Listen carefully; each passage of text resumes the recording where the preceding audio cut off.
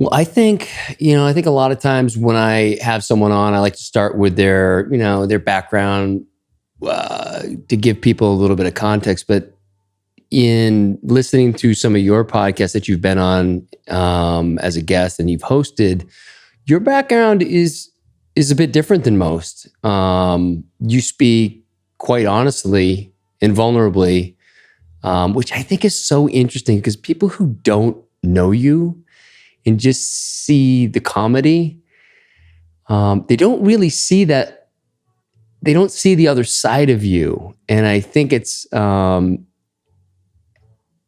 genius as your comedy is, and as much as I love it, I think that the man behind it, you had this, you put something out on Instagram, I don't know if it was yesterday or the day before, really heartfelt, and really a call out to say, listen, you're here for people, and you had this course you're putting out, offered it for free for people as a way, and we're going to talk about that later on in the podcast because I think it's really amazing.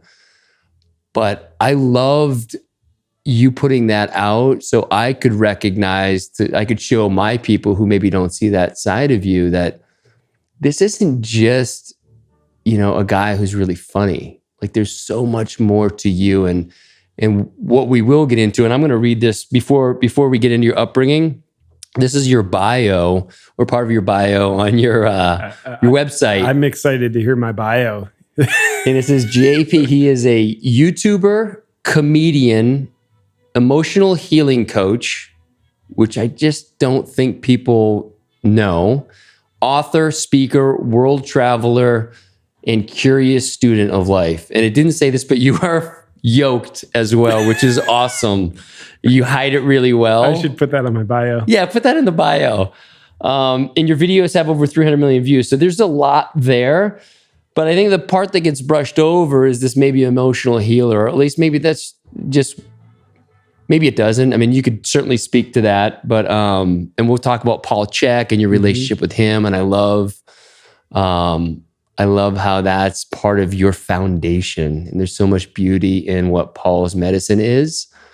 So anyway, share away. Tell us about your upbringing. Yeah, brother. Well, my upbringing, wow. So I think my upbringing looked similar to a lot of people's, and also similar to a lot of people's. There was stuff going on beneath the surface, family secrets, the undercurrent where we weren't a dysfunctional family yet, like all families, we were. So, my parents, I think an instrumental part of my upbringing, I'll just share, because instead of sharing the good stuff, let's share the shadowy stuff so we can dramatize more. Yes, of course. And it seems to be pretty influential. My parents had their issues, amongst other things. They would go through separations starting when I was about 7. Dad would move out, and they did that a bunch of times and ended up staying together. But during that time, I didn't know how to let that be a hard time for me. I didn't know how to be scared. I didn't know how to be sad. I didn't know how to be pissed off. Even though looking back, I could say yeah, I was deep down inside. I just didn't know it, and because I didn't know how to allow it. So one of the ways I dealt with my pain, my insecurity, was taking care of the family, being the stable one for everybody. And part of how I did that was be the comedian. If I can make mom laugh, if I can make dad laugh, then they're not upset and, afraid the world's going to end and their marriage is falling apart. I can be, I can glue the world together with being funny. So, and my humor was going even before their challenges. And then of course that would transfer not only in my family, but to school. It was just a joyful way, a joyful thing I could do, make people laugh, read people, just almost at an intuitive level. What's that? What do I need to do, say, to make this person laugh, and then perform it and my teachers as well. To me, those were the challenges, because like, okay, other students, my family, that's the easy part. But with teachers, here's the fine line where if you go too far, you get in trouble. But you got to push the line enough to get the teacher to laugh. So that was, that was like a master's degree in comedy right there, dealing with teachers. So along with maybe bringing joy to myself and people around me, comedy is how I dealt with my pain and my insecurities. In the sense of, if I can make you laugh, then I feel like I matter to you. And if I feel like I matter to you, then I don't feel shame. I don't feel insecure. I don't feel insignificant. That lasts for about 2 minutes. Then I got to make you laugh again. And in a way that was certainly a dysfunctional compensation, yet I'm so grateful that was my compensation. Like, so many people with the same pain, they might turn to drugs, they might turn and all kinds of stuff, but it's like, awesome. Comedy is how I dealt with my pain. Well, and I just pictured a young JP carrying the weight of the family and how challenging that must have been. I mean, the comedy is a way to kind of, there's an understanding that you felt the responsibility to do that. And so then when you're in the actual kind of act of comedy, it's almost escaping from that, carrying that burden. But then when it's over and the laughter stops, it's like, fuck, I got to go do this again. Yeah. Then you're on a treadmill. The good news is, being on the treadmill of always trying to escape oneself by making people laugh, is you get a lot of repetitions of being a comedian.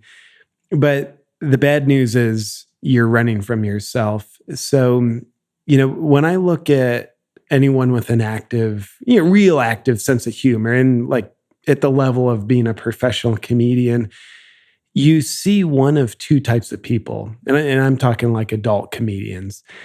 You either see a broken person who makes you feel heavy, even though they are a masterful comedian, or you see a bringer of light who's done their self-work. So, and I do my best to fall into the latter category. So I think humor can take you away from yourself or into yourself. And in my childhood, I think my life paradox was I used humor to escape myself. And now I do my best to use humor consciously to go into myself. So now what I do comedy on is typically my own egotistical issues, so I can pierce through those membranes to go deeper into myself and know and laugh into my pain rather than laughing away from my pain. Yeah, I totally see that. And I wonder again if that's lost on people. First of all, before I get to that, I wonder, was there a moment where it just turned for you and you had this awareness, like, I have been using this as a kind of coping mechanism? And I love, again, this is what I've seen through a lot of the guests I've had on. They've used these challenging experiences and turned them into a gift. And I think I think we're going to get into this later today about what's going on today with the current state of affairs and how we can truly look at this as an opportunity. I mean, it's what you're talking about in your course. And so this is all very much aligned. But I love that you have the awareness. I wonder if there was a time when that turned for you and it's like, oh, I've been running. I want to go into myself now. Yeah, there was a moment, and I love that question that you asked. I feel like I'm on the therapist's couch. Yeah, sit down. We can move over to the couch. I just have to move the cameras. Yeah, that's why I wet my pants, so I don't want to move. That'll make me feel insecure. There was a moment, I was 27. How old are you now? I am 30. I'll be 39 next month. Okay. This is not a job interview, so I can ask you your age. Yes. And I identify as a male dolphin. You're hired. Thought I would be. So I was 27 back, about 12 years ago. And at the time I was living in San Diego, California, but I traveled back to Ohio, where I was originally from, to study with one of the most wise people I've ever met. One of my original mentors, still a dear person in my life to this day, a guy named John McMullen. And I was there to do several days worth of self-work with John, both one-on-one sessions, workshops with him. And I'll never forget, I wish I would, because it's not a pleasant memory. He and I were in his office, and we went and grabbed a snack with someone he knew in the office building. And, I'm making jokes, meeting someone new, so I got to make them like me. And John, I think it was after that interaction, we're back in his office, and John is just a loving human being, and he is authentic. So he looked at me and said, "Do you know how passive aggressive your jokes can be?" And yeah, it's like the freaking shame spiral, just like, and he wasn't shaming me, but your relationship with mentors and stuff like that at that point was not evolved to where it is today. Yeah, I looked at him like as a father figure, as I did with all my mentors. I think many people can relate to that. Yet I think that it felt like this hot wash of shame coming over me. And it wasn't anything he put on me. It was me now aware of this shadow. It's like it felt that way because it was true. And I mean, what an awakening, where I had no idea up until that point, 27 years of my life, that at times my jokes could be incredible daggers of misdirected anger, very passive aggressive. They could be weasel ways of me trying to say what I'm not man enough to say. And that was a very uncomfortable realization delivered to me by an angel. Yet the profundity of it, if that's even a word, was evidenced by how intense I was feeling in that moment. And after the whitewash of shame, it was very humbling. And I had never become so self-aware about my humor. And I think it was that moment when I was 27 that I really turned the corner of using my humor to escape myself and escape pain. And like anybody who's trying to escape their own pain, at times you're going to be inflicting the hurt onto other people. Yes. Only hurt people, even though everybody's laughing, but it's like, yeah, let's be real.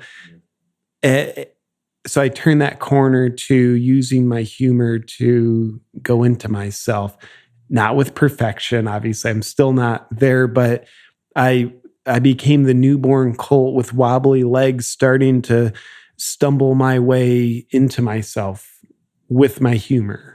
Yeah, that's beautiful. And it took you 27 years. It took me 46 and a half until I kind of had my awakening. So God bless you. Well, I just think I had my awakening. Talk to me when I'm 47. I'm like, no, JP 39 was full of shit. That was not awakening. Well, what a few things come up for me. One is, I think we all have our touches with comedy, and I have some really close friends that we've been really tight for a long time, and I've recognized as we've all done our self-work that those sessions where we're busting each other's balls, they're very different now. There was a lot of passive aggression. And I'm just kind of thinking about it now. In fact, we've had this thing, as we haven't been able to spend time together, we're really seeing how challenging tone is to read in text. And something happened the other day where we were all kind of triangulating, trying to figure out what's going on with this coronavirus. And I had sent some stuff that a good friend of mine had shared with me. And it was a little bit of a conspiracy bent, but I think it was really rooted in some stuff that made sense. And so I'd sent it out, and I said I was going to go ride on the Peloton. And one of my buddies was like, "We'll see if you can ride out some of that conspiracy theory." And he put like an emoji that was like smiling, laughing, but I read it like I was a conspiracy theorist. And so after our riding, I was just a little bit triggered.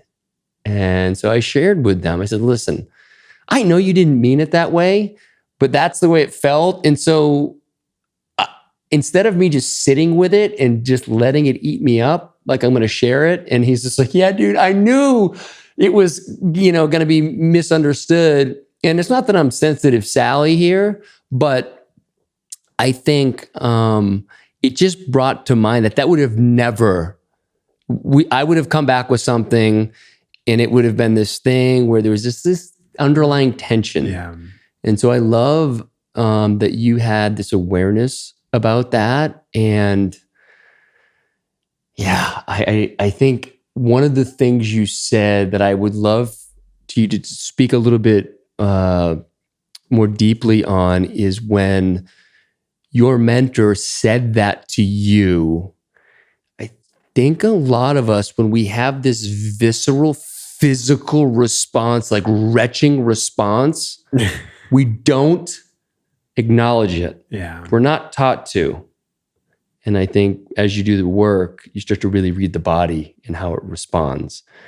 And so you had the awareness, this is something that hits home because it's true. If it's not true, you can brush it off. Yeah. But if it's true and it doesn't feel good to hear, I think you have what you experienced. And so I'd love to just, share with people a practical way or and maybe that's just it, that we're just talking about, like when something happens to you and you have a physical response, whether it's this closed down, like kind of solar plexus, like, oh no, or this opening, like something feels so fucking good. Yeah.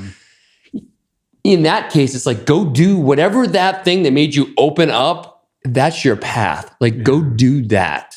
Yeah. And so I'm just kind of curious to get some more of your thoughts on that, because I think this would be really beneficial for people.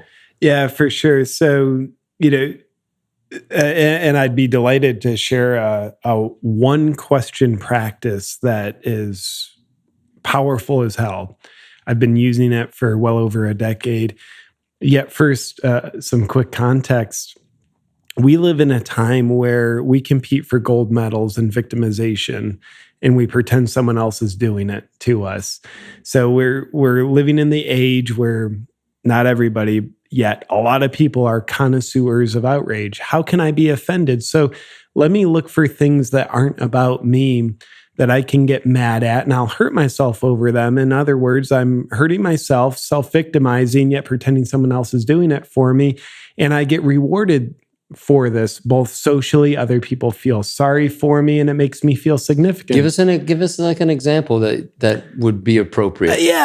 Kevin Hart sends out a tweet that has nothing to do with you. He said it 10 years ago. His famous tweet was about gay people, and he would even admit, like, yeah, cool, by today's standards, that's inappropriate. Even 10 years ago, that was inappropriate. Yet we compete so hard for victimization, we'll dig 10 years into the past and get outraged. And people who aren't even gay get outraged over it. So when we do that, we have this strong energy. And regardless if we're doing that or not, we have this strong energy that comes up. We're emotionally charged, the heavy feeling, the whitewash of shame, just like me with the mentor. And when that feeling comes up, we have two choices, kind of a fork in the road: go into thyself or escape thyself. Escape thyself would be, okay, I'm going to play the role of the victim. I'm going to pretend someone else is making my body and being generate my emotions, which means I give my power away. I give my sovereignty of self to someone else and pretend that they have control over me, like from the inside out. Like nobody has their fucking hand up your anus doing Maybe the puppet. they do, and that's cool. And no, I've got rubber gloves on as we speak. So that's option A. Leave thyself through victimization, lack of self-responsibility. By the way, I've been there and I'll be there again. It's just how much time do I spend there? Option B, the fork in the road, is when we have the intense emotional charge, we can go into thyself. And you mentioned, when your buddy sent you a text about the conspiracy theories, you felt triggered. And so in that moment with the mentor, I felt triggered. And I'm not talking about the social justice warrior version of it, but the actual psychological meaning of the term trigger. There were intense emotions in me that weren't created then. They were likely created a long time ago, yet I was aware of them then. And that's what much of the time when we're feeling something intense, we're feeling something that wasn't created in the moment, but we become aware of it in the moment. We feel it in the moment. And to believe that, oh, that's all created in the moment, that's like watching someone juice an orange, think, well, that juice is created right now. No, the juice was created weeks, months ago, and it's just giving external expression of it now as the juice gets squeezed. So for me, a powerful self-awareness question so that we can leave behind the grounds of victimization, which is always disempowering for ourselves. We pretend it's empowering because we feel more significant, and go forward into the higher ground of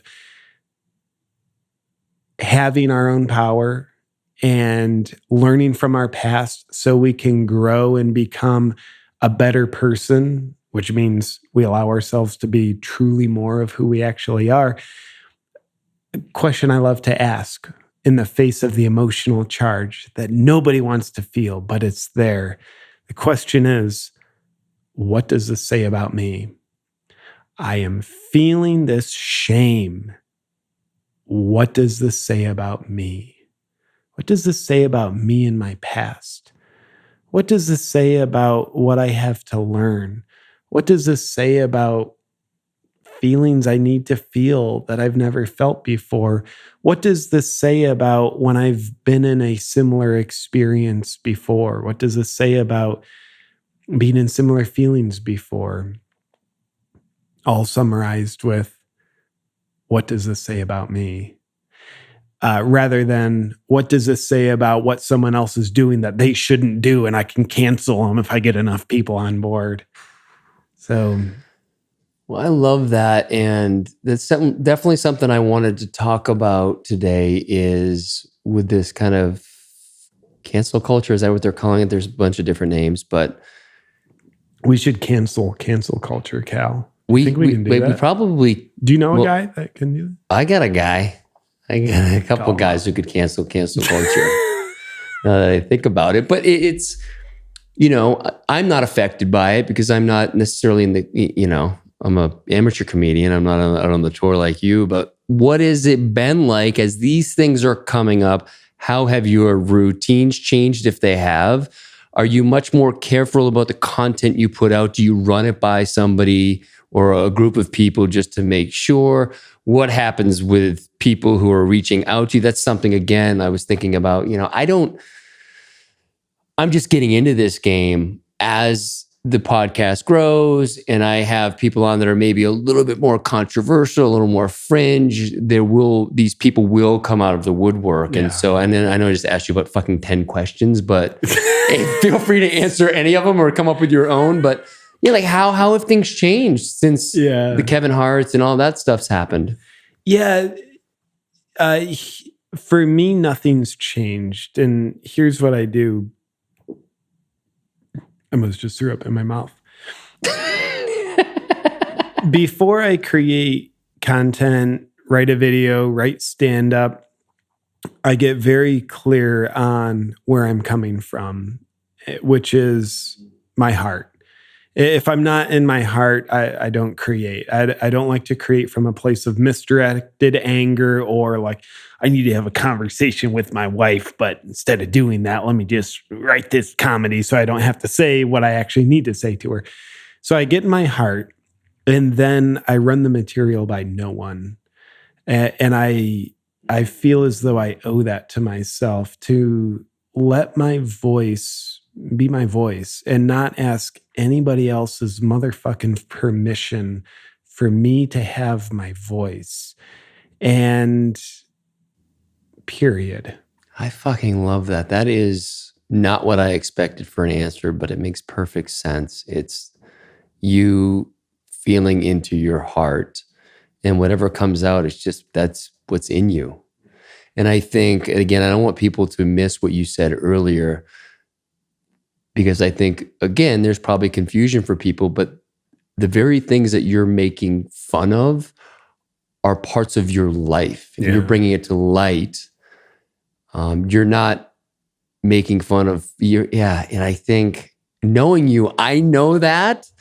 I wonder if you get pushback on people like, fuck off, dude. Like, I'm a vegan and this and that. And yeah, in the non-physical world, psychological world, online world, nobody can push you unless you let them. Their words are there, but they don't hurt you unless you let them, unless you give your power away to their words, unless you're competing for their approval, and their lack of approval hurts. So now you're in a combative relationship with their words. I don't like what you said. That's not right. And I feel as though I need to change myself to get your approval. I don't like to do that. it's like trying to, right. It's trying to please the universe. Yeah. And I'll have conversations with a bunch of, everybody has their own opinion. When my wife has people say things on her Instagram that she doesn't like, she'll block them. And she has every right to do that. And I'm glad she does what she wants to do. And of course, when people comment nasty things on a video of mine or a post of mine, sometimes she'll see it and like, babe, this guy said this. I'm like, I don't care. And I'm not saying that with indifference. I'm saying that with, they have a right to voice their voice as much as I do. And I don't want to try to modulate their voice. And this is a social platform, and I'm all about freedom of speech. Unless someone is making physical threats, then, all bets are on. And I can say that with a pretty high level of serenity, because I know I'm coming from my heart.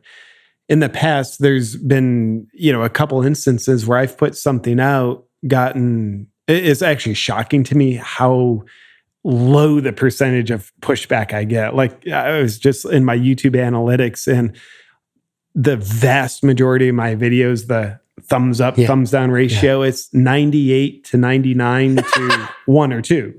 So like to dislike ratio, which is shocking. Like, really? Like, that's amazing.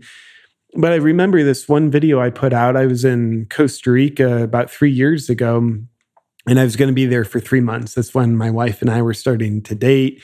And she was down there, and she was living down there at the time, and I wasn't on tour at the time. So it's like, all right, 3 months. I'm going to be here for a 3-month-long date with my lady. And there's, Costa Rica, it's not a first world country. There's things, you wipe your butt and throw the toilet paper in the trash. Roads aren't good. And which is fine. Yet I was finding myself getting really annoyed by these things. And I decided, let me make a video about Costa Rica. So I did, and I put that video out. And I knew something was going wrong the next morning when I was getting harassed on the street going to get coffee. And then my assistant gets a hold of me. She's like, JP, you have a lot of death threats coming in online. Something's wrong with that video. I'm like, fuck, really? What? Oh, I was just a funny video. You guys are taking it wrong. But I sat with it, and I wasn't in my heart when I made that video. So that pushback, it was uncomfortable for me because it was pushing back against me, against an unresolved truth inside of me. Someone, I put out a video earlier today called How to Have Sex During the Corona Quarantine. And I haven't, if someone negatively comments on it, it'd be like calling JP, you're an elephant molester. It's like, yeah, I'm good. I'm good on that video. But there was something unresolved in me that man, they're pushing on me and there's something real there. So I sat with it. It's like, I made that video from a very passive aggressive place. And I want to own my voice, and I never want to enslave myself to other people's outrage. This wasn't that. It was like, yeah, JP, humble yourself. This video was not the best energy. So that's the only video I've ever made and taken down. Wow. And Jesus, and you have a ton of videos. Do you have any idea how many videos you have out there? Man, between my comedy videos and sincere videos on my YouTube channel, I think it's well over 400. That's a nice ratio. Yeah. 400 to 1. You know? Looking forward to the next one. See what kind of shitstorm that creates. Well, I wonder too, what happens when, you have this angst and you and Amber, your wife, have there's a disconnect, there's something. Like, how do you process that? How do you get yourself back out of the mind and into the heart? Are there some practices that you use? Man, the one that is, I'll call it a practice because it's what I do. And it's having the humbleness to take in the biofeedback from my wife. So oftentimes she's in touch with things before I am. And the biofeedback comes through her upset. Like, not to get caught up in the story. We're all humans. We have our story. Yet when I get into, okay, Amber's upset. Talk a little bit. I want you to really get down to the elementary level about biofeedback and that type of language. Yeah, when Amber's upset, she's angry. She's crying sometimes, or she's yelling sometimes. My temptation is to have the mindset of, she's just upset, she's emotional, and man, I wish she would get her shit together. But to let that be biofeedback for me, not against me, but for me, I have to realize she can connect with emotions and energies oftentimes faster, with more sensitivity and with more courage than I can. And she's willing to do something about it. So I can pay attention to how she's emoting and realize when she's emoting, that usually says something about me. Again, divorcing from the story of upset when she's like, JP, you're a jerk because of this. It's more meaningful stuff than that. There's something real about me. And, there's times where, she's broken down and saying, JP, I'm not happy in our relationship. Holy shit, does that hurt? Holy shit, what I wish she wouldn't say that. And holy shit, is she speaking the truth for the both of us? It's like when I have the courage to be with her and stay with her in that and get into my emotions and what's true for me, it's like, yes, me too. And I'm not happy how I'm showing up. And however she needs to do her self-work of it, I can only do what I can do, own myself. And I would say, similar to the YouTube videos, it's probably about 99 to 1, where maybe 1% of the time it's to the best of my discernment, I think she's just purely projecting onto me. 99% of the time, it's yes, she's projecting, she's a human, and yes, this says something about me. She is biofeedback for me. And P.S., what a great gift. I think our greatest gifts will always resent at times. Very rarely when she becomes emotional at me, well, I feel super grateful for her being my biofeedback. But it's Jesus fucking Christ. This might save me from having a heart attack one day, from being so disconnected from my heart. Her and I are connected in a union. And I think the principal function at a deeper emotional and spiritual level of a relationship, a marriage, is to mirror you back to you. So the mirror of Amber, holy Lord, there'd be so much of me that I couldn't see without the mirror that she is. So sometimes I just want to get angry at the mirror instead of connecting to who's looking in the mirror. And at times it's tempting to just say, no, she's just projecting onto me. Like, this is her issue. And I'll spiritualize it. Like, her childhood issues and like, don't take, and then like bring in the 4 agreements. Don't take anything personally, JP. All of that is true. Yet I'm pardon my language, a conniving cunt towards myself. I'll take my most sophisticated spiritual understandings. My ego will get a hold of that and use that against myself in order to let my ego feel comfortable, feel significant, and feel certain. So, I love all that. That really resonates for me on a couple of different levels. Just my personal experience with Peyton, there were times when it's so funny. You hear this all the time. Well, we never fight. It's like, yeah, that's a red flag. And what you're talking about is what do you do with the emotion? How do you suppress them to where you can't fight?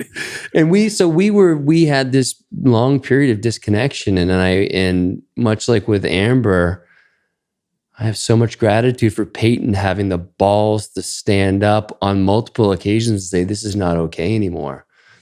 And I'm like, my ego said, well, I'm not doing anything wrong. I didn't do it. I didn't cheat on you. I didn't, I'm not out drinking all the time. Whether there were periods where I was doing that, but by and large, when we were having these really hard times, it wasn't that.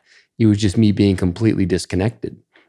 And she just, to your point, felt it all very viscerally, where I was that classic shutdown unconscious male. Like, I'm here as the provider and the rock of this family. And I'm trying to figure out my shit and all this. And it just all became so self-absorbed with it. And when I look back on those times, and I've spoken about this before, but it's where I was. So it's the best I had. And so I'm not ashamed of that. There was a time where I was, but I've done enough work where I realized that was the best I had. Those are the tools I had. But I do want to encourage everyone, if you have a relationship where you never argue with your wife or fight, or there's never any of that, and it's not like the 1% of the 1% of the 1% of the relationships that are actually like that and are really healthy, then it's a bit of a wake-up call to take a deeper look. Are you just completely disconnected like I was? Or are you that anomaly that you just don't fight? But I love your example because it brings me back to what you said with John McMullen. Same idea. Yeah. You can let the ego come in and you can feel shame and embarrassment and these things. And then as you get the language, as you have, and I have now, I have all this spiritual language and the Ram Dass, and I can speak all that bullshit. What horse shit should I pull up now to justify myself? And it can sound really good, but as it's coming out, you're getting some feedback, whether it's your contorted mouth as you're trying to get the words out to sound super connected, because all you're doing is protecting the ego, and you're not really being in that space. And there was a time I got a great piece of advice from a close friend of ours, Aubrey Marcus. It was a couple of years ago. And it was when Peyton and I were in this kind of a weird place.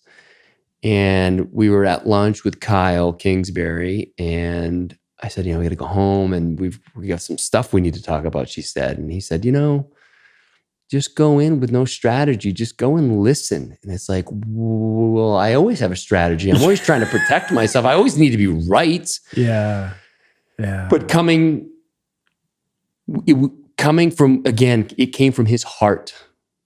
And, that's what I've learned as I've started to open up my heart. Like, oh yeah, like I need to listen to her, because what I've been doing before has gotten us into, it's been a big reason why we're in this place of disconnect. And so I recommend all of you out there that if you're feeling like you're going into this really difficult conversation with your partner, try to go in with no strategy and to just listen. And I did come home and I listened, and it was like the start of our healing of recognizing like, I have my work to do. And, Peyton, again, was courageous enough to say, I have my work to do too. Even though I that's seem to be the beautiful. bad guy, maybe the outside looking in, she didn't put that on me. She knew that she had her work and that we still are continuing to do our own work. We bring that back to the relationship and to what you said before. And I think that's very profound. You can only carry your 50% and that's it. You can be there in support as your partner is going through their work. But you have to let them go through at their pace. Yeah, man. And a part of that I don't like most of the time is surrendering control over how my partner sees me, not trying to manipulate her by getting her to see me and you need to feel happy about me. You need to see me this way. You need to see my point. You need to see me as the good guy. That is so disrespectful to the person we love most, to try to manipulate and control how they're experiencing us. And to the wise point our friend Aubrey made, strategies. Go in there without a strategy. To me, that's synonymous with go in there not trying to control or manipulate. And I think whether we're trying to control and manipulate through a strategy or spiritual rationalizations that come from our head, not our heart in those moments, we're carrying our words as weapons and shields, swords and shields. And right away we realize, well, if we notice we're doing that, I'm not here to be connective. I'm here to do harm and defend myself. I think in our good days, our words will have a connective intent behind them, or our lack of words, just listen. But if we're carrying our words, strategies and rationalizations, our swords and shields, those aren't connective devices. Those are disconnective devices. We feel safer with a sword and a shield. In other words, parts of us maybe feel safer disconnecting. Yet I think the call is have the courage and fierceness to connect in even deeper. Lay down the shield, lay down the strategies. And something I'm curious, your perspective on this. Hey, this is my interview. Yeah, exactly. So I'll shut up here. All right, let's hear it. Try to manipulate. I'll just cut it out if I fuck it up. That's cool. Manipulate me to sound however you want me to sound, Cal. So what do you got for me? I look at my marriage, and honestly, I look at all intimate relationships as a ceremony. And much like if someone's doing a ceremony with medicine, psilocybin, ayahuasca, or a sweat lodge ceremony, you realize the discomfort is for you. It's showing you your work, the discomfort, whether it's the intense physical discomfort of a sweat lodge where you just swear, I'm going to die, I'm going to die. You feel that discomfort. Yet we realize, wow, that discomfort, those feelings, those are the flames creating the phoenix rising to purify ourselves so we can burn away the psychological scar tissue that we're not, but we think we are, but we're burning that away. And we need the sensation of these fiery feelings to do that, to purify ourselves. And thank God for this ceremony, for giving me that, as it is with our relationships. And I think, I used to look at conflict in relationships, my challenging feelings, my upset feelings, my uncomfortable feelings as markers of failing in the relationship. I think so many people resonate with that. Yeah. Man, and that's like it's just like if you go into a medicine journey starting to resist discomfort, thinking, well, this shouldn't be happening. This is bad. This is good. Bad. Something's bad. Or it's going to get real bad. Now you're finding out what hell is. Yeah, hand up. I've been there. As I have in relationships and ceremonies. And I think when we can breathe, trust, and surrender, that the sensations of discomfort in the ceremony of a relationship are there helping us learn about ourselves at a feeling level so we can purify ourselves and become a more whole expression of who we are that would never be possible without the ceremony of the relationship, then we can actually look at the conflict with reverence and actually look at it as this is an opportunity for us both to grow rather than my old thinking of, oh, conflict. This is a sign that the relationship is diminishing. It's a marker of failure. And I'm curious if you have similar, different. Fucking yes. A lot of things come up for me. For one, speaking of ceremony, Peyton and I had another marriage ceremony in 2018 down in Merida, Mexico, and it was a beautiful Mayan ceremony. It was literally like on a whim. We were down there for someone else's wedding. One thing led to another. It turns out we were coming out of a sweat lodge, the two of us, and I won't go too much into the details, but she had brought her ring. She said to the abuela, she said, is there some way that you could purify this ring? I haven't been wearing it for 3 months. To which I was like, well, I didn't fucking know that. She's not wearing our wedding ring. Hello, talk about red flags.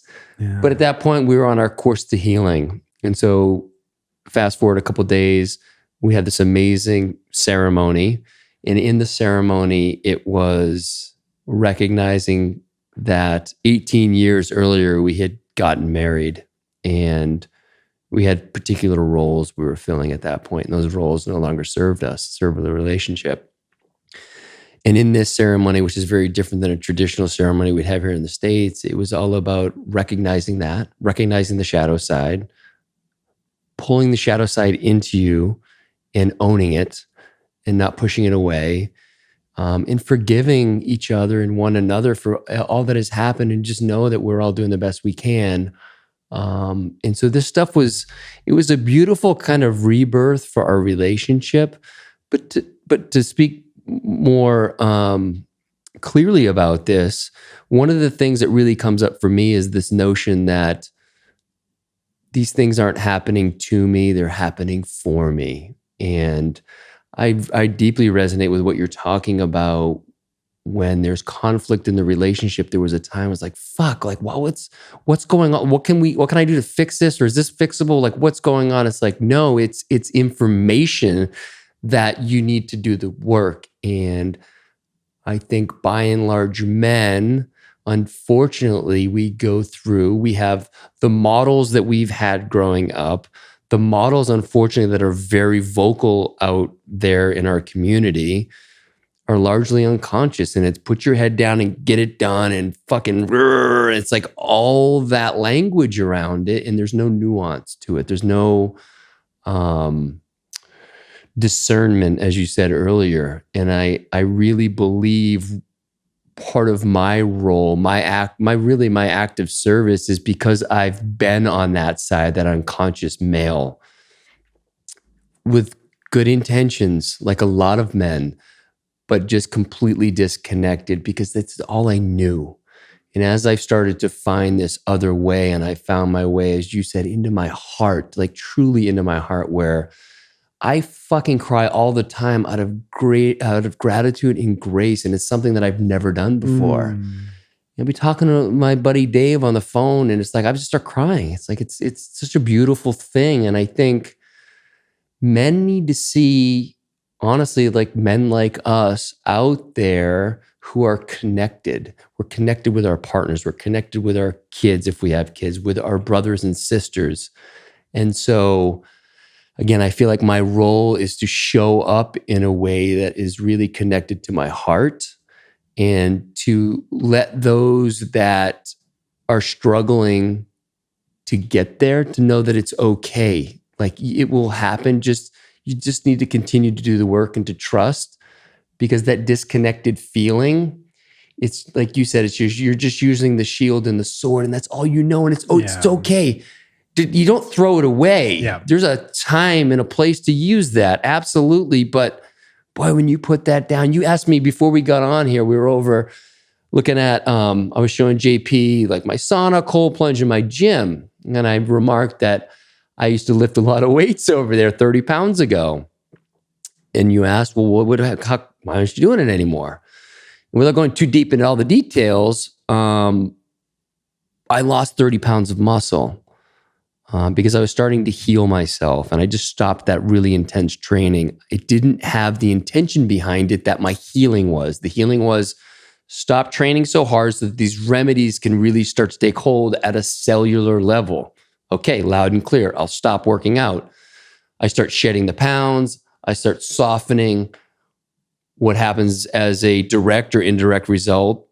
My mind becomes open. My heart becomes open. I start to become more connected to my wife, my kids, to other people's ideas. I'm no longer in a binary world that's black and white. I'm open to not knowing. I want to question things, not to make sure I'm right, but because I'm fucking curious. And because honestly, what I've really found is no one fucking knows anything. Mm-hmm. And I think what's happening today is a perfect example that there are well-intended people that are saying things about what's happening with this virus, but there's a large majority that are acting unconsciously. They don't even know what the fuck they're doing, but they're doing the best they can. And so it's creating a ton of fear in people. They're thinking worst case scenario. And I'm not saying you don't prepare for the worst case scenario, but I'm saying don't buy into it. And I'm reminded almost daily of the work of Byron Katie. Are you familiar with her work at all? Is that true? Yeah, it's beautiful. And I'll link to that in the show notes. But in essence, you come up with a statement. This is going to last for 18 months. Okay, is that true? Yes, it's absolutely true that that's going to happen. Well, can you positively 100% know that this will happen for 18 months, that we'll be under lockdown? Well, no, you can't. Okay, so what happens? So question 3 is, what happens to you? What do you feel when you believe the thought? And so when you sit in meditation and you ask these questions, what happens? I get closed off. I get scared. I don't talk to my wife. I yell at my kids. I'm impatient. I don't work out. I eat junk food. I'm scared. Okay, so this whole cascade of things, you're just closed down. Okay, the 4th question is, what would you be? Who would you be without that thought? And so you actually turn it around and say, this thing's is gonna be over tomorrow. Okay, well, how do I feel? I feel excited. I feel alive. I can't wait to make love to my wife. My kids are amazing. I want to be outside and breathe the fresh air. And it's just like, okay. So you have 2 different scenarios, but in so many cases, what do? We fucking go with the first one. Yeah. And it's just as likely as the second scenario. So why are we choosing to believe the one that's doomsday? Man, yeah. I think we all need to feel something all the time. Even sometimes that's numbness, ironically. Yet I think, unfortunately, the unconscious path of least resistance is I'll feel the sensation of panic. And when we wake the fuck up and ask ourselves some percolating questions like you just did, Byron Katie's work, we start to get back into our hearts, and I dare say back into our purpose of our life. And I know anybody who's ever acted for a moment on purpose in their lives, and I know so many of the listeners here every day act on purpose. We know when you are fueled by the feeling of purpose, purpose always trumps panic. Nobody on purpose would say, oh, I would choose to feel panic. No, like, you got to feel something. If you don't know how to get into purpose, path of least resistance, panic, cool. I understand that people got to feel something. That's the easiest path. But the awakened path, once we're in purpose, to go from there back to panic, that's like, here we're at the table filled with a beautiful bounty of organic food, sustainably farmed, locally farmed, it's fresh. But to go to panic, now we're looking at eating moldy junk food. Nobody does that. So, man, I personally believe we're living in a time where, like, I understand why panic, and I understand we're living in a time where people have never needed to double down on their purpose more than now. in my delusional opinion. Yeah, no, I couldn't agree more. And here's a little plug. I started this weekly Zoom call. I had one on Sunday with a group of men, and I think we had 50 men on there. And the idea is I've had the good fortune to be a part of several like brotherhoods where men show up for other men in meaningful ways. And I know that it certainly wasn't always the case for me. And I know there are a lot of men out there, especially in a time like this, and I liken it to 2008 just because of the uncertainty, but they're very different. This one, I would argue, is way more challenging. But I wanted to create a place for men to come and know that and I've said this multiple times, but that they are seen, that they are heard, and they are supported by the brotherhood, and they can rely on the brotherhoods that I'm a part of, and they're welcome in. And, it's something that, on this call Sunday, a future guest on the show, his name is Sean Wetherill, he asked everyone, he said, we get really caught up, and he's got such a beautiful tenderness to him. He's amazing. But he said, we get caught up in looking at the past, and I fucked this up, and I shouldn't have done this because look at where we are now. And you panic about the future because of the uncertainty, in which we all know that I posted something else this week on social media. They were not my words, but the idea was we've never had certainty. Yeah. We've only had the illusion of certainty. Oh, right? Amen, brother. And I think when I put that out, I was surprised at first at how many people were like, holy shit. It's like, yeah, that's kind of what I've started to understand over the last year. It's like, yeah, we don't control shit. We just think we do. Yeah. So anyway, my point is he asked a very simple question. He said, right now, as we're all on this call, the 50 of us are on this call, are you okay? Right now. And he just really anchored everybody into the literal present moment. Because I think be here now and be present and all that can be very esoteric and be a few layers away from some people's understanding. But when you just ask the question, right now, JP, as you sit here, we're having this conversation. You're not thinking about the past. You're not worried about the future. Are you okay? Yeah. And it's just like, yeah, we're look at us. We're here. Indeed. And, that, I'm okay now. You're okay now. And I know I have moments where I don't feel okay and like shit's going wrong. And even that same wisdom, okay, you don't feel okay. Can you be okay not being okay right now? And like even that, you can still find the peace when there is suffering. And,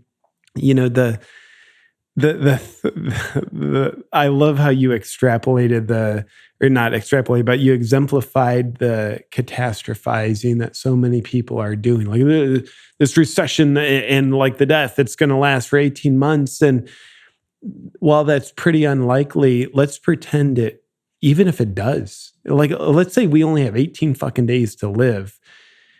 Do you want to go out panicking for your last 18 days? We realize panic's never helped anybody. Back in the olden days when there'd be fires in movie theaters, they'd find someone yelling fire was way more deadly than the fire because panic never helps, especially in a dangerous time. So, the wonderful human being who I guarantee had it worse than anybody listening, Viktor Frankl. Oh, beautiful. In the Holocaust. Just started reading his book again. Yeah, Man's Search for Meaning. And, there he was finding okayness in the concentration camp. And one of his messages is, we always have the choice to how we want to express our human spirit, how we want to experience the moment, the meaning we want to assign to any given situation. External circumstances beyond our control, in his case, the Nazis, the Holocaust, he realized nobody can take that right from me. No virus can take that right from us to choose the meaning of any given moment in any given circumstance. So, because, I mean, such a powerful example, because that was such a dire situation. Relative to that, we're living through a time it's tough, yet not nearly as tough by any stretch. So if we can realize, man, that beautiful man found peace, love, and meaning, and had a spirit of kindness in a situation he sure as shit didn't choose, then I think we can owe it to ourselves to breathe out our panic. Realize, all the panic, the voices, probably not true, even if they were true. And we somehow knew with certainty that illusion that we're going to die tomorrow or even in an hour. Do we want to spend our last moments huddled in fear? Or like C.S. Lewis wrote years ago, do we want to spend our last moments playing tennis, singing songs, reading stories to our children, dancing? How would you rather go out if you knew your life was going to end in an hour? Now, our life is going to go on more than an hour, but that's just, to me, it's like, all right, that makes it real, because I catch myself going into the panic mindset. But I love this wisdom that you brought in to, when I can connect with that, it reels me back and finds peace amongst the chaos. Yeah. And again, I think what we're both saying is it's not that there aren't circumstances that aren't super challenging for people. We're not saying that at all. We're just saying that the panic doesn't make it better. It exacerbates it, and you get out of the heart again. And you get into the head, and the head has many different ways to play tricks on us. And so, and especially bringing up a man in our history like Viktor Frankl, he even looked at his oppressors with a dignity and honored the work that they were doing, because that's all they knew. Like, to have to share that kind of grace is, to be able to show a tenth of that grace would be something, but it really would. What it brings to mind for me, and it is that, this is what I do. It's a perfect segue into this course you just offered. There's an opportunity here with what's going on.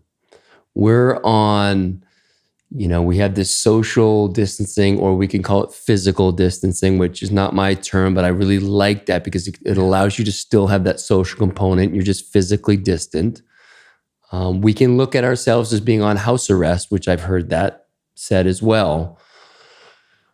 Or we can look around, and I'll just speak to my own direct experiences. I'm here with my wife, Peyton, my 3 kids. My mom's in town. She's been here for a long time, and which is amazing. And our 3 animals, our 2 dogs, and our pet pig Petunia. Now, we can anchor into this opportunity to spend time together. And don't get me wrong, this is not some sort of like we're spending 24/7 together. Like, we need our fucking space. Sure. And we acknowledge that. And maybe our experience is a little bit different than most people, because our daughter has been homeschooled for the last 3 years. One of our sons, who's at a regular school right now, was homeschooled. So we're basically have all the kids at home, and we have no activities to drive to. So we're just here at the house. And again, I fully accept that we have the amenities of the things I would want, like a gym and a cold plunge and all that stuff. And so that's not lost on me. I'm very grateful for that. But my point is, this can be an opportunity, as you said with C.S. Lewis. How do you want to spend these days? Do you want to play, or do you want to be in complete stress? Yeah. And back to your other point, the fucking choice is not anybody's but your own. Yeah. And so I offer that to everyone out there. Don't think about it. take 5 minutes, take 10 minutes, whatever your meditation practice is. If you don't have a meditation practice, take 1 minute, close your eyes, get someplace quiet, and think about that. How does the next bit of time, which again is uncertain, how does it feel if I devolve into panic the entire time and have all the fears of the unlikely scenarios, though they are real, they're unlikely, if I buy into that, or if I try to live in a presence with my family, with my brothers and sisters that are not in the physical space. What can you do? You fucking Zoom. Holy shit. Never seen so many Zoom calls. We had one last week. My wife and I, Peyton, and 3 other couples got together one night. We all kind of got dressed up. We had some cocktails or mocktails. I had Ritual Zero Proof. Little shout out there. But you can, it can be an opportunity to connect on a different level and show up for one another. So again, like, I want to talk about what you put out recently, your inspiration for that, and you made it available for people for free. And if you have the means, by all means, pay for it, because that's also your duty. I would argue. But if you can't afford it, go find it. And where can they find it, for one? And we will absolutely link to all this in the show notes. But I want you to just talk about this. I downloaded it today. Unfortunately, I had a long phone call and other stuff. I haven't gotten a chance to look at it. But please do tell. With the little teaser message, a little 4 or 5 minute message that I'd love to share with everybody. It's on my YouTube channel. You can just type in JP Panic to Purpose. And in there, I share a message, and you'll see a link to the actual course in the description of the video. In the course, it's called From Fear to Peace, Real Talk on How to Thrive During a Scary Time.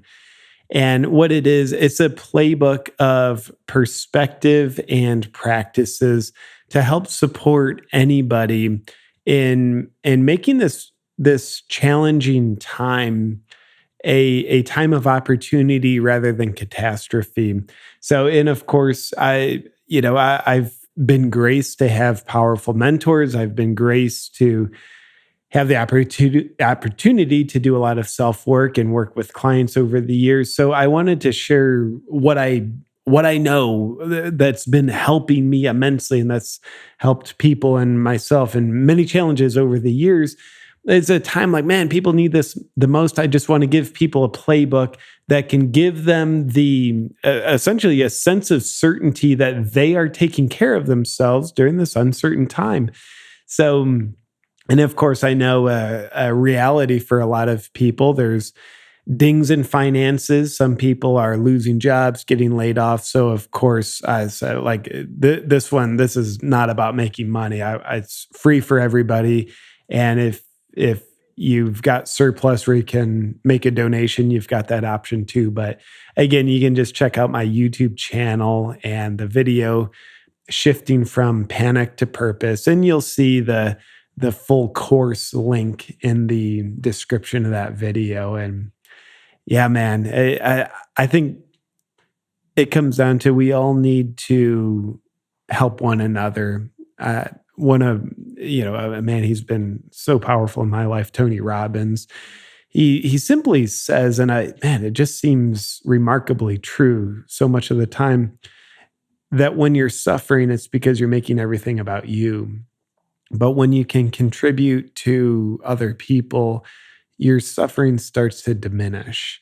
And that we're living in a time where we'll create living hell for ourselves if we just make this about us. Okay, what am I losing, and what am I not going to have, and me. But when we start to notice, like, well, what can I do for someone else?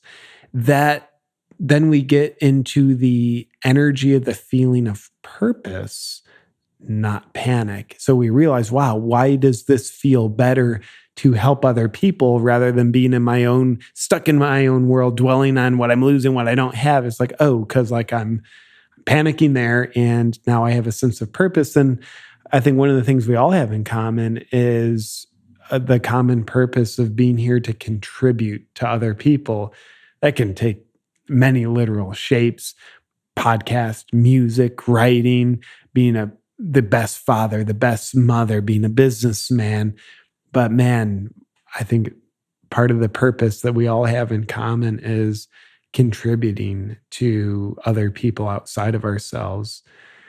And that's not to be neglectful of ourselves, because that is not true contribution. That's martyrism, and we just use people to escape ourselves. But of course, put your own oxygen mask on first, and once it's on, help other people. This is a beautiful time. Man, I don't know about you, Cal. The past, 2 weeks that we've been here in the initial quarantine, looking for opportunities to find magic. People walking around my neighborhood, families, Yes. like mothers, fathers, children riding bikes together. I've lived in this neighborhood for 2 years. I see people out, never like this, not even on a Saturday. There is just like this connection of families.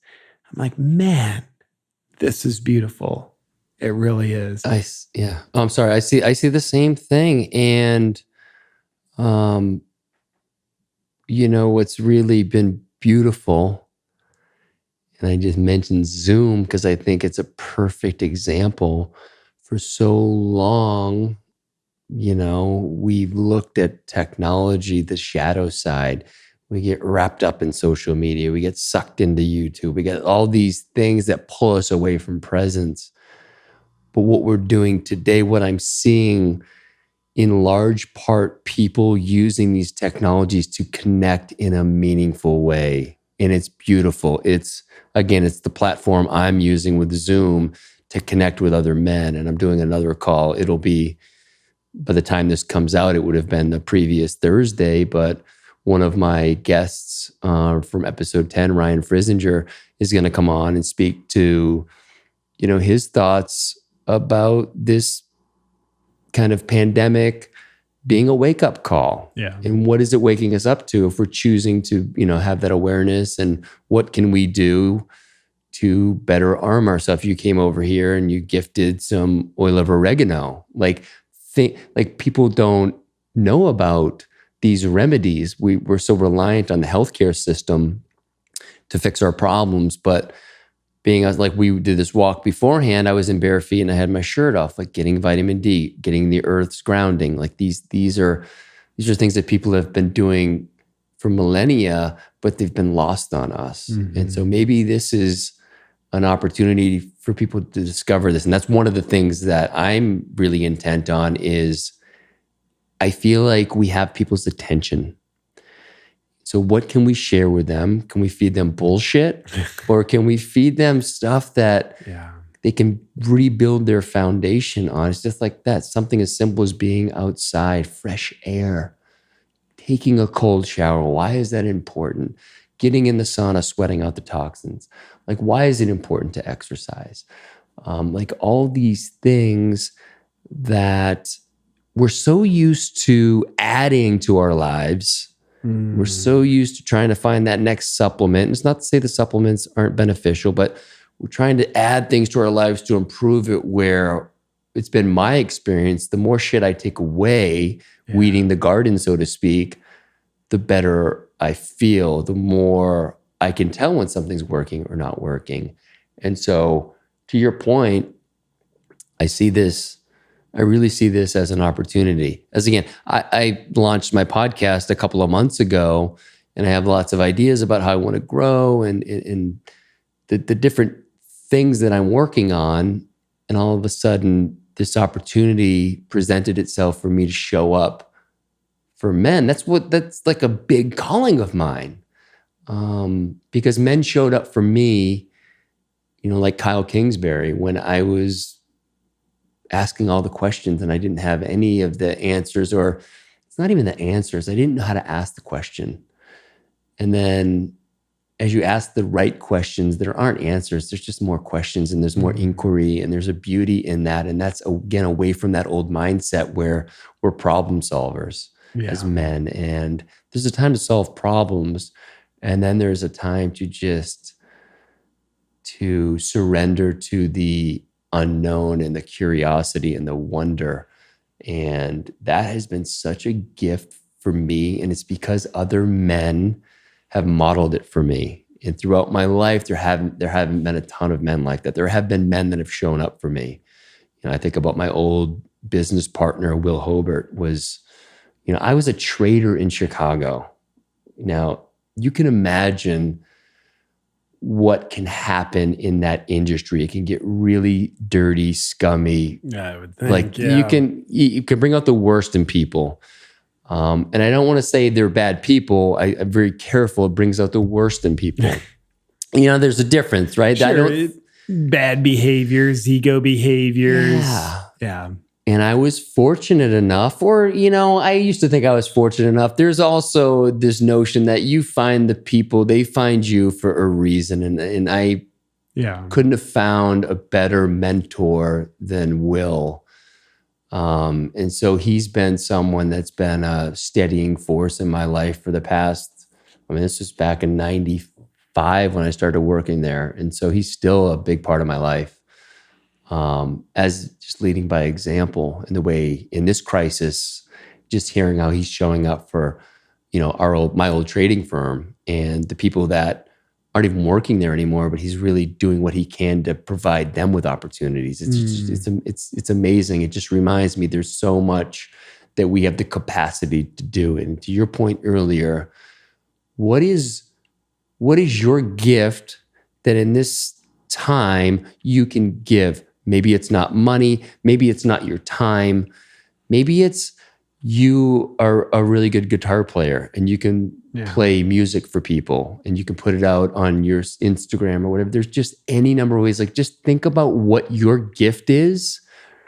For you, there's many gifts, but comedy seems to come up. And do you want to speak to actually what you're planning on doing? Yeah, I'd be happy to. And, I'm doing my best to share my gifts. I have what I have. I don't have what I don't have yet.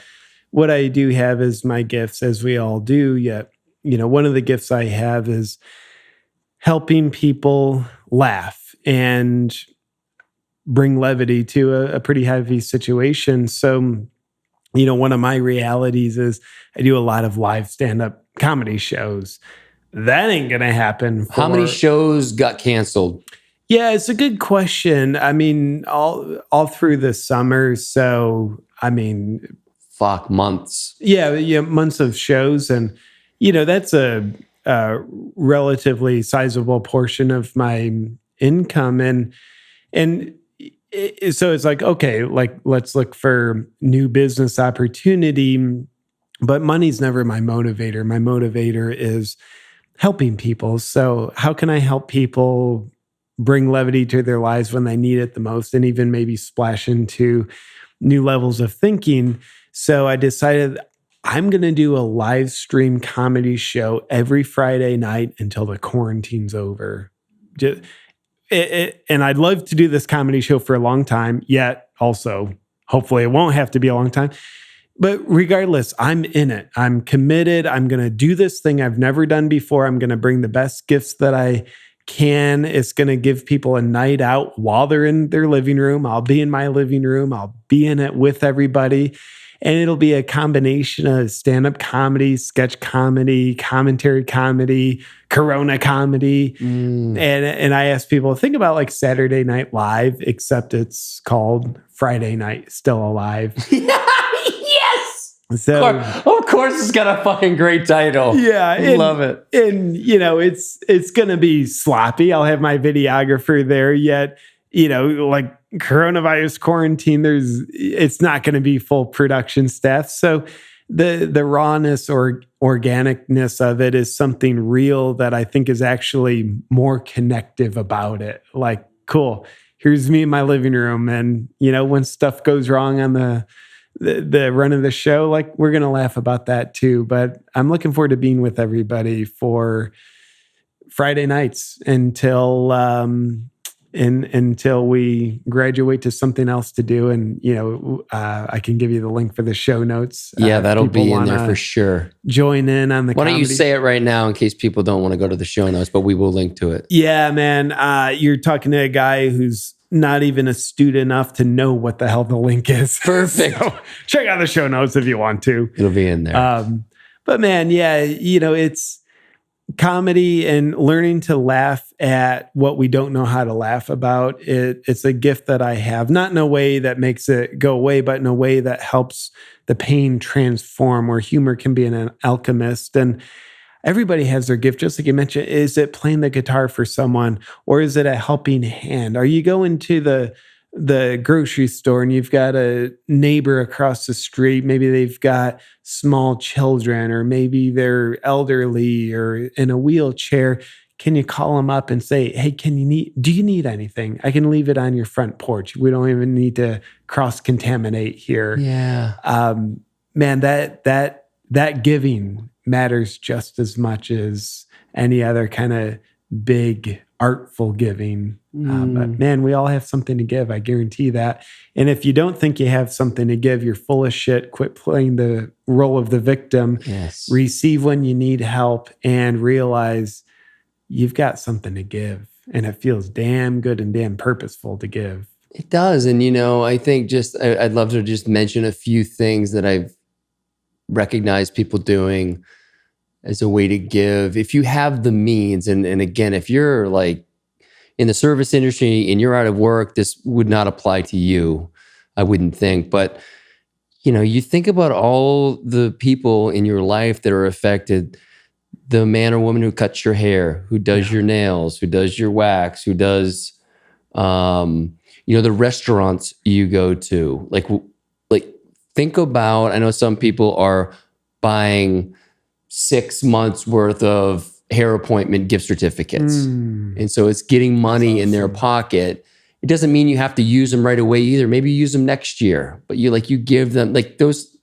If you really are connected to that person and you want to help them, it's a way to put money into their business. And you can do the same for, again, any of these kind of salon type businesses. When you go, for these restaurants that are still open, when you go order food there, if you can, over tip. Some people don't tip on takeout. I've never understood that. Like, people are still preparing your food. You don't have to tip 20%, but generally takeout orders aren't that expensive. So really be mindful, if you have the means, to be super generous there. I mean, these businesses are going to go under if they don't get some help from us. Yeah. I think I thank you for being a beacon of light and shining that, brother. That feels damn good to me. It really does. And I believe it's easy to be a good person when it's easy to be a good person. Yet when it's challenging to be a good person, that's when being a good person makes us grow into a better version of ourselves. And man, we're living in that time. What a great time of opportunity to say yes to the adversity. Like, motherfucker, yeah, I'm tempted to be a little tighter on my giving out tips, or I'm tempted to screw the neighbors. Let me get all the toilet paper for myself at the store.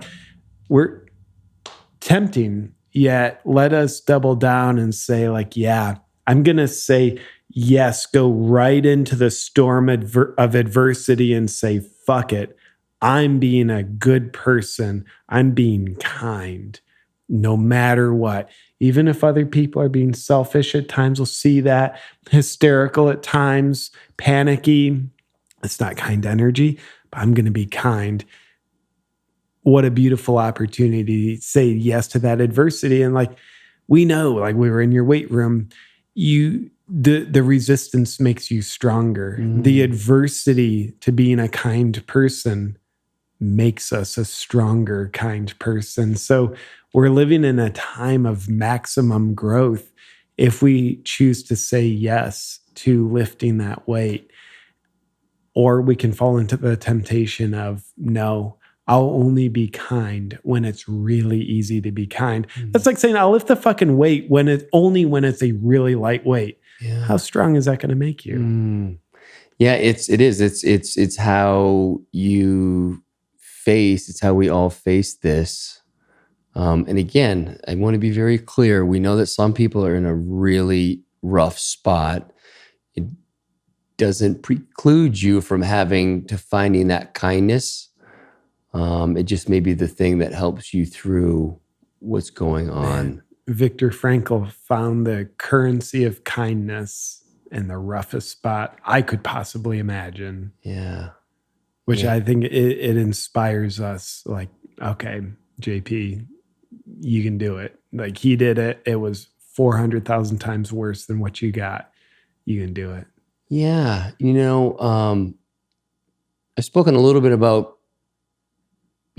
my Zoom call. I think it'd be beneficial. I want to shout out to my wife, Peyton, who last night, it was Monday of, I don't even know, it was a week ago from when this is going to be aired, but she held a women's circle through Zoom.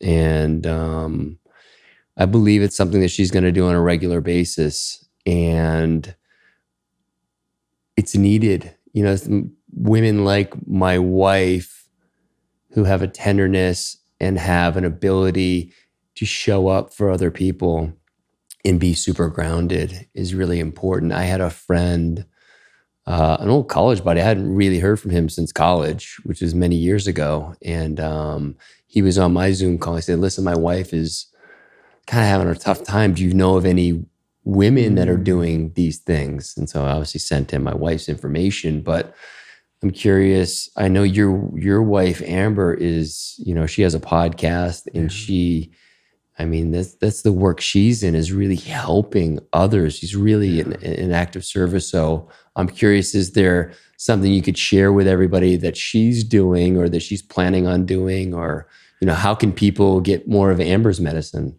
Yeah, Amber, she's a very medicinal person. An easy way to connect in with her on Instagram, she's Amber Lee Sears.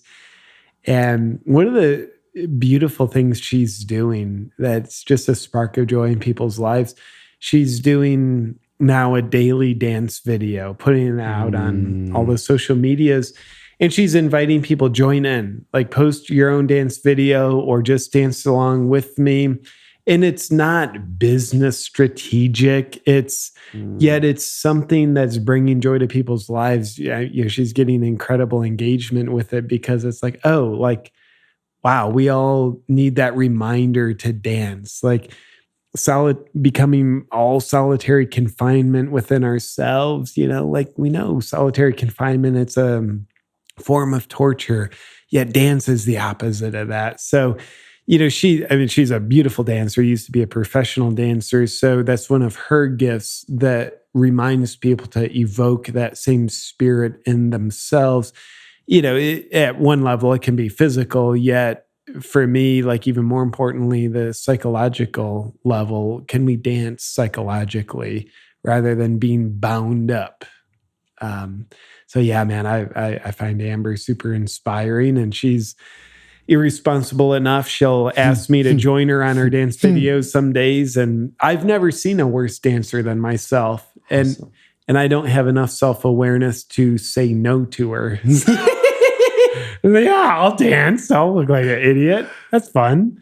Oh, I love it. Well, thanks. Well, that's great. So, both our wives are doing amazing work out there, and please, please share in the comments or whatever. If you have, if you're a woman or a man and you have stuff going on, this is a time for leaders in the community to step up and really create a space for people who, where I was a couple of years ago, where I was disconnected and a bit isolated, and being in this scenario would have been torture for me. Yeah. I would have been numbing in many different ways.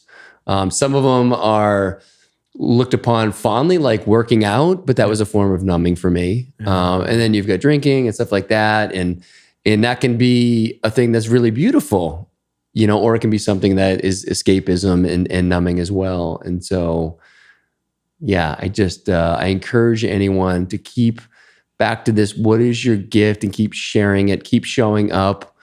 If you don't feel like you have a group or a brotherhood or sisterhood, then hop on with what we're doing. There's plenty of room. If we have to upgrade in Zoom, we'll do that. Oh, what a beautiful offering, brother. I love what you're doing, man. I did allude to it earlier with Paul Chek. And for those of you who don't know Paul, there's no real way to describe him. I'm going to toss that one to JP because he's actually been a student of Paul's. And Paul and I were supposed to sit down like April 4th. He was in town for a wedding that we were going to sit down and be on the podcast. Obviously, that's not happening. But I would love for you just to share some of your experience with Paul, kind of what he means to you, because he will be a future guest. I have never met him in person. I've learned a ton through his own work and through the work of his students like you and Kyle. And I also heard a little birdie told me, it actually wasn't a birdie, it's I'm not going to say his name, but someone told me that you were either his favorite student or one of his top students. And can you confirm or deny that? Because that is that's a nice thing, nice sachet to have. It is. Yeah, to the best of my knowledge, I think that's confirmed. And why is that? Yeah, I'll tell you this. So the real answer is probably grace. And here's a more worded answer that will be more diluted than that one word. Perfect. I got into Paul's work when I was 18. I can't believe that was 20 years ago. And at the time, it was VHS tapes that dates me. And I knew Paul as, he's an exercise expert for sports performance and rehabilitation. At the time, I just dropped out of college after a few months, not knowing what the hell I was going to do, but I just knew college wasn't for me. And a trainer at the gym I was at, like, JP, this Paul Chek guy, you might be interested. I'd always been into exercise, but never super like ignited by it. So I checked out Paul Chek's tapes and I was like, wow, there is a level of intelligence and ability being used with exercise here that I never imagined was possible. So I was hooked. Took his correspondence courses, and then I met him for the first time when I was 20. Went to take my first class with him, and man, I was looking at him like a rock star. Like, dude, I'm gonna, be, at the time they were called Chek practitioners. I'm gonna be a Chek practitioner my whole life, and like this superstar Paul Chek, and I'm gonna get to meet him here. So I remember the morning of the first class, I was sitting there in anticipation. Gonna meet Paul Chek. I'm nervous. I'm excited. All the things. He walks into the room, and the first thing he said, out of everybody there, he said, "Who's JP Sears?" That's me. And he was just so impressed by the entrance paper I wrote, like why I want to take the class. Something touched him about that. I couldn't tell you what it was, but I can tell you he was touched, and I was touched by his work already. And then that first course I took with him in person, it was 9 days long. And keep in mind, I was 20 years old, by far the youngest person in the course, by far the least experienced person in the course. Yet I showed up the most prepared. Yet, remember, I'm the least experienced. I don't know my ass from my elbow. But by the end of the course, Paul looked at me and he said a couple things. One, he said, one day you'll be teaching my courses for me.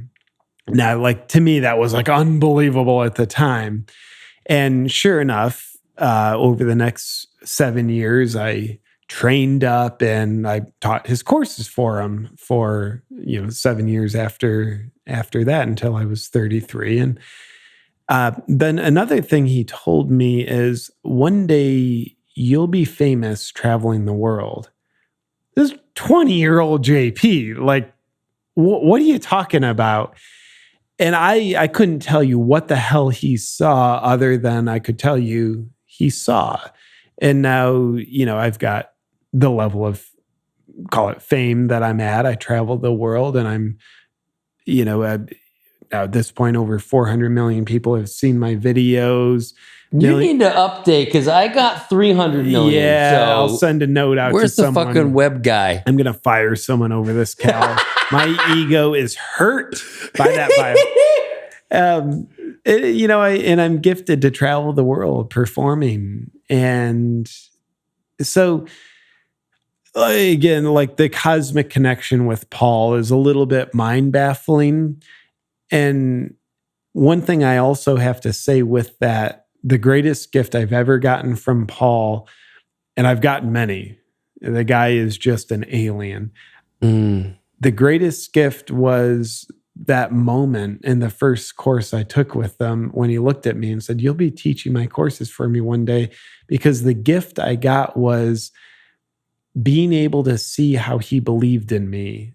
It was such an up-leveled belief in JP beyond what I believed in myself at that time, but it modeled it for me. Like, here's this person who there's no one in the world I respect more than him. And seeing the way he believed in me, that taught me to believe in me. It wasn't in an instant where like, okay, download now. I like believe in myself 100%. But it was like a progressive learn my way into it, not intellectually by any stretch, but over the next, almost 20 years, I've learned my way into that. And man, that's such a great gift. Like now, like I can fucking do anything. And anything my heart is into, even if it scares the hell out of me, even if my mind says, I don't know how, I can't, I shouldn't, but other people do it better.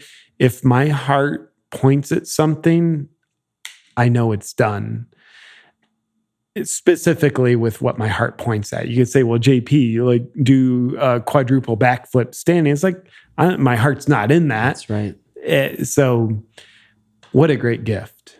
What a great gift I got from Paul Chek. And so grateful to, of course, still have him as a friend and colleague, mentor, just all the things. And yeah, nobody knows how to describe Paul, but that's my Paul story. Yeah. And he,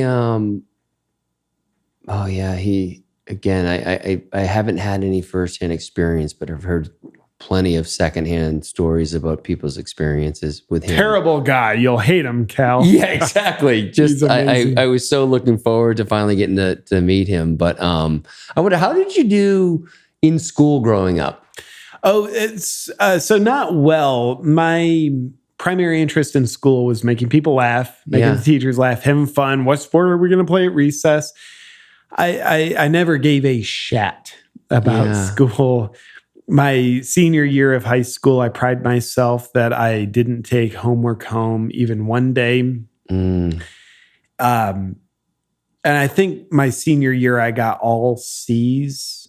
There must have been some D's in there. and then, so it's like, cool. Like I just don't care. And then those 3 months I went to college, failed all my classes. That scared me. I thought, like, do I have a learning disability? Am I just going to end up cleaning the underside of horse penises my whole life? Like, looking back, thinking like, do I have a learning disability? Now I realize I have the ability to have an inability to learn about things that don't feel purposeful to me. First thing that ever felt purposeful for me to learn about was the Paul Chek material.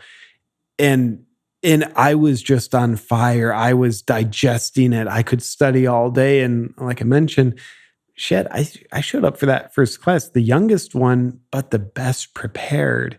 So I look at that as a gift now, because if I don't feel purposeful about something, I I'll say the word, I can't learn about it, which means I don't waste my time, but more importantly, I don't waste my purpose on shit that's not purposeful for me.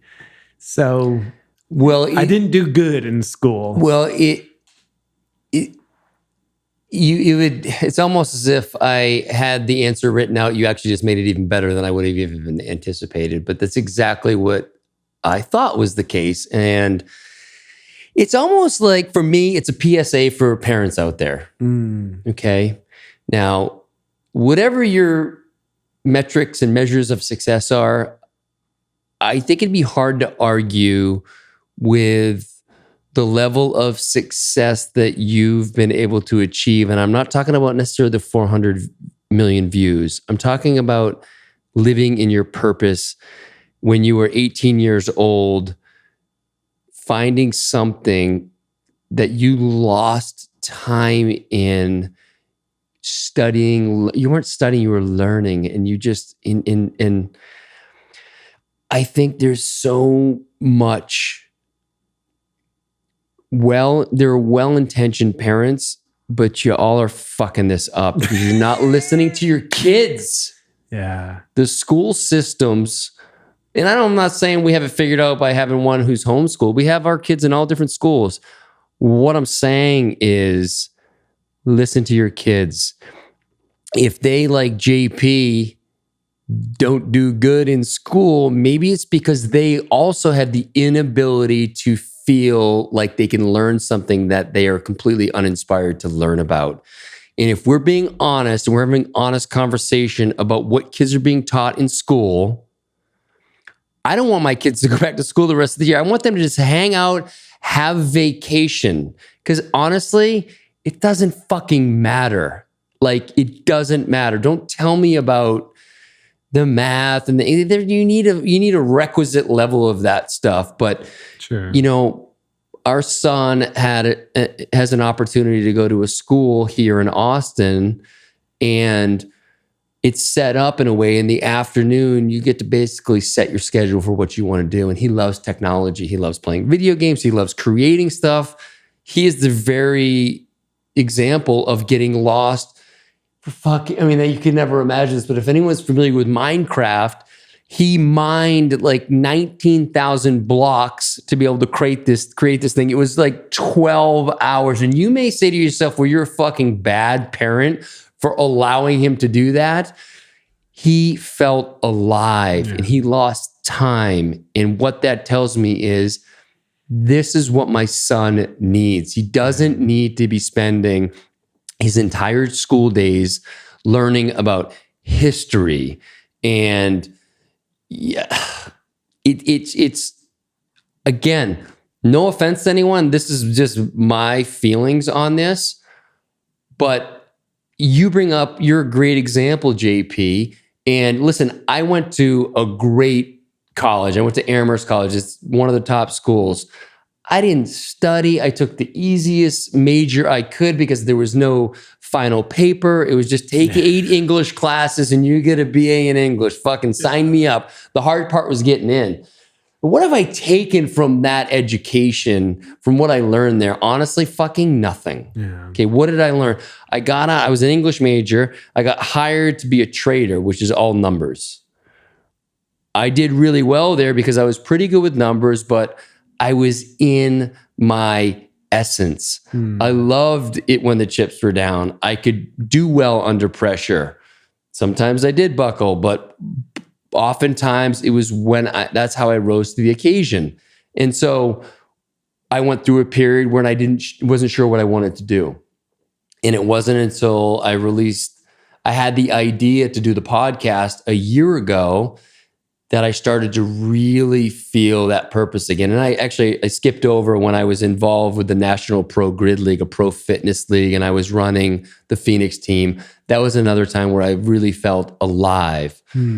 But what I've felt, and it was literally like almost the day, it was certainly the week that I launched the podcast finally, my whole life has changed. I've never been as inspired about anything and never had as clear a vision about what I'm supposed to be doing and I've spoken about this before, but this whole Joe Dispenza idea that I'm living my current state, my current reality, I'm enjoying the fruits of what's going to happen in the future. I see it. I know it's going to happen. And that's going to land a little bit weird for a lot of you maybe, and it did for me forever. But for now, I just know what I'm supposed to be doing. And when there's a pivot that needs to happen, I mean, we're able to podcast, but I had to cancel a lot of podcasts over the last couple of weeks. It's fine. Luckily, I have a bunch in the queue, but even if I don't, then I will go to video and do a Zoom deal. But I'm seeing this is an opportunity for me to step into this role as a leader with other men and bring in other men that are leaders and really co-create with whoever these groups of people who can rise into the occasion when, again, are we on house arrest, or is this an opportunity for us to use technology in a really beautiful way and not the shadow side? Mm-hmm. And so anyway, a very long-winded way of saying thank you. I'm so glad you answered that the way you did, because that I want people to just start paying. That's the other thing about this school. They sat us down. We're a fucking minute into the intro, and they're like, in a really nice way, but very fucking direct. They were not mincing words. Like, your opinion does not matter. We're listening to your son. Wow. Okay. And so whatever you tell them, they come to us. We're going to ask if it's coming from them or from mom and dad. We don't care. It's not about you. That's cool. Oh my God. I'm like, this is the place. I want to go here. I want to learn, because what they do is they really compress the learning. They use some technology so that the classes are 25 minutes a day. So in the morning, they do all the kind of the core stuff. And then the afternoon is if you want to learn about technology in whatever way you set it up. And then they have guides that help you with it. And so it's called Alpha. So I'll link to it in the show notes. It's phenomenal. I'm so excited. I'm an evangelist right now. My kid doesn't even go there right now, but they will go there in the fall. And so I'm super excited about that, because I think it is so aligned with the way that my kids learn. And I'm grateful for whoever started the school for having the vision that things need to be changed in something that, again, I don't know how this is going to sit with everyone, but here's my thoughts. I hope that this quarantine that we're going through, when kids aren't able to go to school, I hope it shows moms and dads, like, is it really that important? Or are we able to show kids, demonstrate like real transferable life skills in moments like this that they would never learn in school and never learn in the books? And can we pull ourselves out of that and go back to the way our ancestors used to learn? I mean, this whole system, I don't want this to be a diatribe on how this school system was set up and what's behind it, but it doesn't need to be fixed. In my opinion, it needs to be decimated and started over. And so, love it or hate it, that's how I feel about it. And I hope this opens up the awareness for people that, it's really only one part of a kid's education. Yeah. Well, I love your passion, and there's a big passionate there.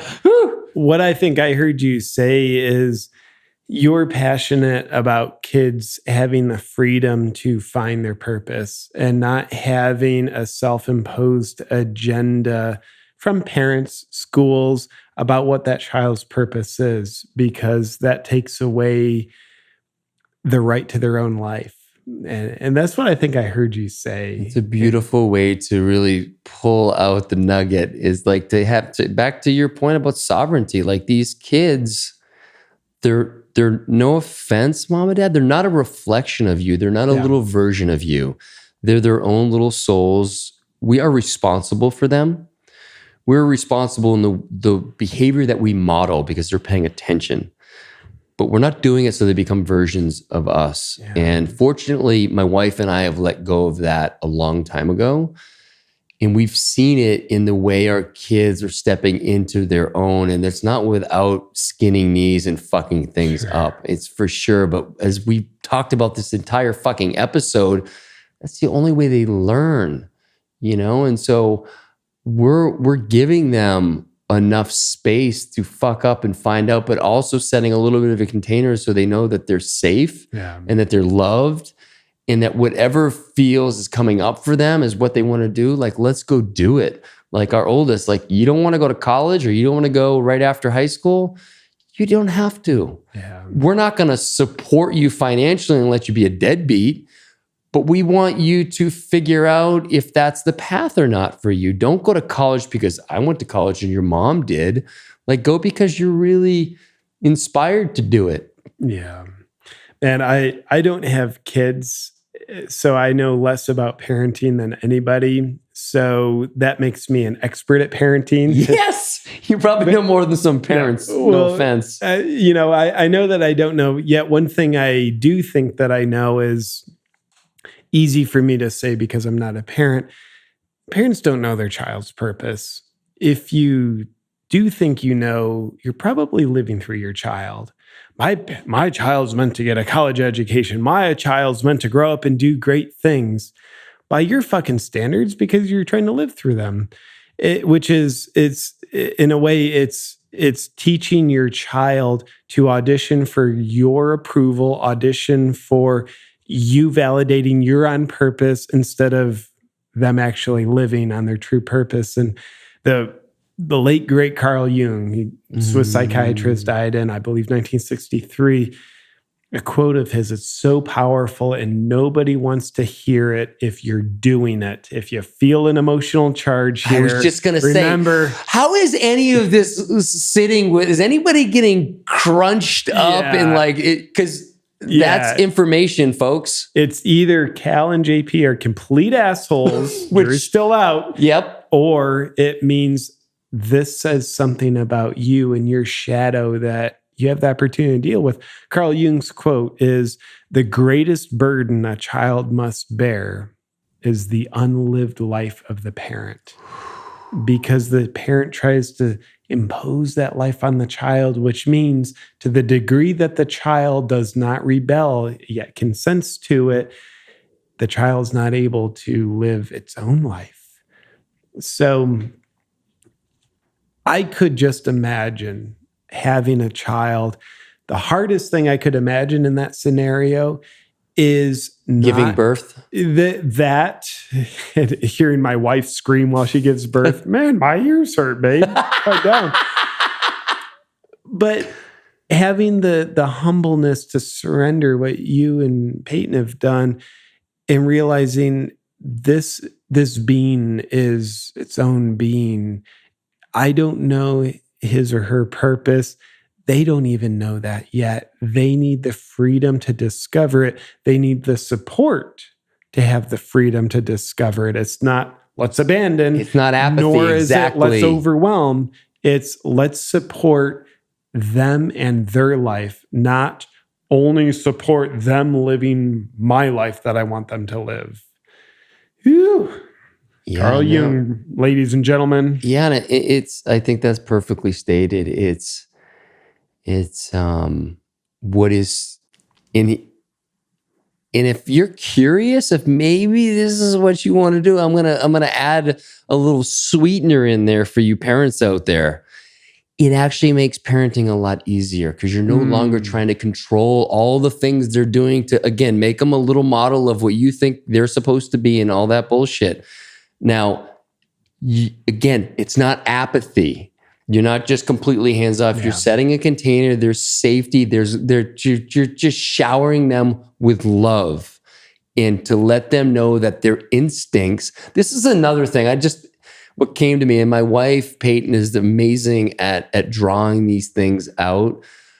But so many kids, and I've done this too, so I'm not pointing fingers here. I've done this. I don't do it anymore, but you go see someone, maybe it's your family and the uncles, and hey, my 12-year-old daughter, go give Uncle so-and-so a hug, and they're just like, they're not feeling it. Yeah. And why are they not feeling it? It's not necessarily because he's a child molester or whatever, but you override their intuition, their instincts that I don't want to. Yeah. And so think about the ways where we guilt our kids into go say hi to grandma, go give grandma a big hug and a kiss. And well, maybe grandma's a bitch, and it's like, you just continue to go into that. Yeah. Right. It's go violate yourself so that you can, meet their expectations. So that socially no one feels uncomfortable. Like, no, listen to your kids. If they don't want to go play with that kid or they don't want to spend, listen. Because when you challenge that and you override it, we stop as children, we stop trusting ourselves. And then when we do that, we all know what happens. We're looking for approval everywhere, not just mom and dad, but with friends in other ways. And again, we lose that autonomy, that sovereignty. We lose our connection to our innate knowing. And it's really, that's our polygraph, that gut that tells you everything. And I think it's really bred out of us, conditioned out of us, not on purpose. We don't want to make anyone feel bad. We don't want to make Uncle Larry feel uncomfortable because your daughter doesn't want to give him a hug or your son doesn't. Well, it's not time to hug him. Yeah. We can keep our distance. Cal, why does the uncle always have to be the creepy one? It's a great question. The aunts, they have a great rap, but there's some, women can be creepy too. It's just aunts, fair. You're guilty. I only want to speak. I shouldn't even say speak from experience because that's not true either. Okay. I want to finish with another mutual friend of ours. And for lack of a better term, I'd say he's a bit on the fringe for a lot of people, but not for you and I. A friend of ours by the name of Paul Selig, who certainly linked to in the show notes. I was supposed to have a podcast with him when he came into town when we were both at his weekend here in Austin, but he was not feeling well. Yeah. Now that I think about it, I wonder if he had any type of version of what's going around because he was down and out the entire week. Yeah, maybe he started the whole damn thing. The motherfucker. Jesus, Paul. Not so much my friend anymore. This feels scientifically true because we just said it. It must be true. We both agree. We have a microphone. But Paul is I guess he'd be considered a medium to the living. Is that how we? I think so. Yeah. I don't want to, if I messed that up, I apologize, Paul. But we've been at Aubrey Marcus's house when Paul's given his kind of, not performance isn't the right word, but when he channels, okay. When Paul channels, and what Paul does, he gets into a state and he has guides that speak to him on various things. And again, this is going to be odd for maybe a lot of people, but just open. I would encourage you to just be open-minded and be curious about this because I've had 3 personal readings with Paul, and it's either Paul has said exactly what's been going on with me, or Paul has predicted, Paul and his guides have predicted quite accurately what's about to unfold for me with remarkable accuracy. And so I would love for you to talk a little bit about your experience with Paul and how, I know he's been on your podcast, but you guys have a relationship as well. And so what have you pulled for, from that relationship that's really helped you, kind of step into your being? Yeah, man. Great things. And, Paul's weird as hell, channeling spiritual guides as well as channeling, like connecting in, I believe might be termed like your higher self and speaking that wisdom to your lower self that's listening to Paul during personal readings. I believe that's an amateur way to describe what happens. And anytime I've had a personal reading with them, it thumps me right in the heart. And the interesting thing is it's usually him saying something very simple. it's not like some fortune cookie thing like, oh, you've been through challenges. But it's something very specific to me, yet I find there's often greater power in the simple. And man, it's been super impactful. I remember the first reading I had with them was, oh man, maybe 6 months after I started doing live comedy shows. And it was on my live on my podcast. And he said, oh, I'm happy to do a reading, but just I don't filter. And I said, cool. I'm an open book. I'm willing to be scared. Let's go. And my question for him was something along the lines of, what's a blind spot I have that I would benefit from addressing? And what came up was he told me, first off, you compare yourself to other people and you pretend like you don't compare yourself to other people. And I said, yeah, certainly guilty as charged. Now, of course, everybody compares themselves to anybody. That can apply to anybody. Yet that was so right on for me because it liberated me so much. Once I could see that blind spot of when I'm comparing, and at the time I was really comparing myself to other comedians.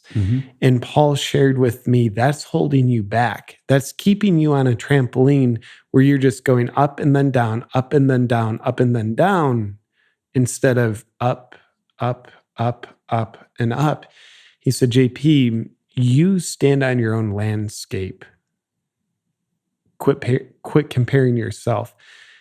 So that felt so liberating that to this day, anytime I'm doing a comedy show, before I go on stage, I'm back in the green room and I'm looking at myself in the mirror and I say those words to me. I said, JP, you're not here to compare yourself to anybody. You're here to stand on your own landscape.